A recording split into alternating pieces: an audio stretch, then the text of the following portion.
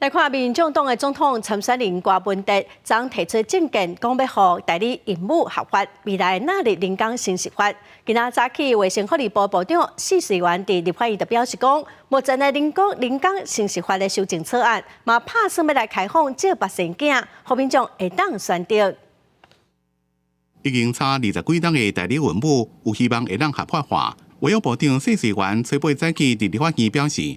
目前的法规是禁止代理孕母，不过国建署正伫咧今年的人工生殖法修正草案，可能会把代理孕母纳入管理的范围，可以合法化。我们会提出来的版本，可能是会有代理孕母的，因为这样才有所选择。卫生部讲，伫草案内面会先要求。爱先经过机构的咨询，同时爱有法律文件加订契约来保护委托者加受委托者双方的权利加义务。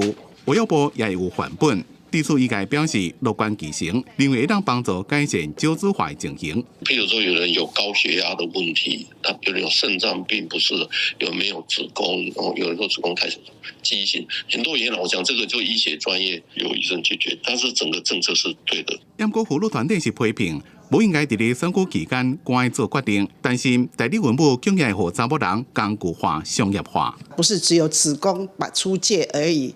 那另外就是说，这里面我们其实也很担心，会不会把女性的这个身体当成一个工具，或是商业上的一个使用。国建署表示，在咧过去2年半，总共开13场的专家会议，重点是放在咧3方面，包括代理孕母生出来囡仔的权益。保障女性身体自主权，抑个家庭伦理等问题。